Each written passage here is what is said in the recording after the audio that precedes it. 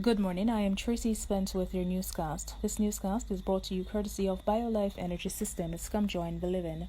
Call them at 800-875-5433. USA Credit Repair, the key to beautiful credit. You may call them at 800-786-1330. And Cruising with the Case Handler, a show on personal injury and immigration, weekdays 8:30 a.m., on Saturdays 7 p.m. and 12 noon on Sundays. Now for the news in details. The Union of Clerical, Administrative and Supervisory Employees, UCASE, is calling for the government to state definitively its position on trade union representation in the Global Services Sector GSS, formerly referred to as the Business Process Outsourcing BPO sector.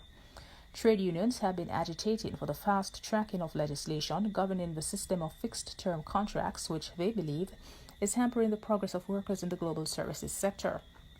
These short-term contracts have also prevented the unions from establishing formal arrangements to protect the rights of workers.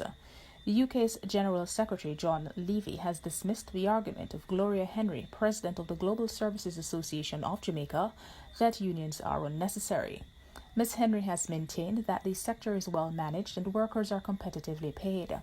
Speaking Wednesday on a current affairs program, Mr. Levy said other public sector entities are also using fixed-term contracts to the detriment of workers.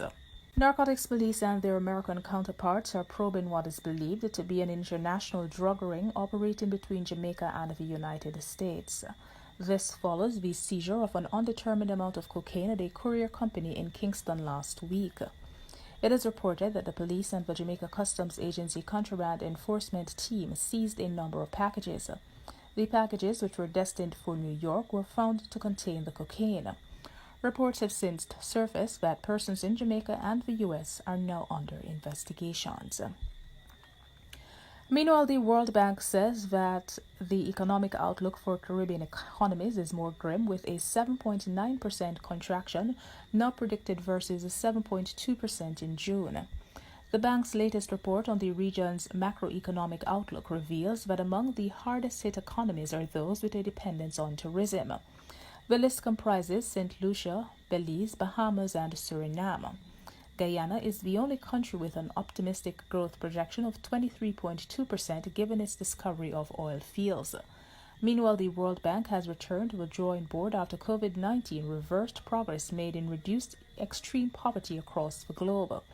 World Bank President David Malpass says even as some countries start to recover, other underdeveloped and developing nations may have to wait several years before clawing their way back to pre-COVID-19 conditions. In sport, Jamaica's long wait to play an international friendly is expected to end next month as they are scheduled to play 2 games against Saudi Arabia.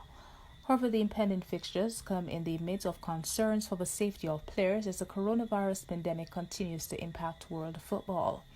National captain and goalkeeper Andre Blake says that the current health climate makes the prospects of travel for international games frightening. While major European leagues managed for the most part to compete last season's campaigns with relatively low COVID-19 cases, the latest October international window has proven difficult to stop positive cases.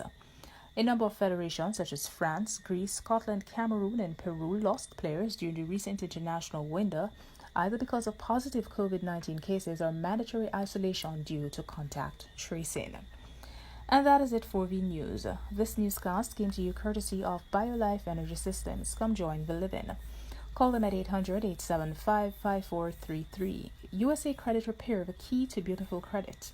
You may call them at 800-786-1330. And Cruising with the Case Handler, a show on personal injury and immigration, weekdays 8:30 a.m., on Saturdays 7 p.m. and 12 noon on Sundays.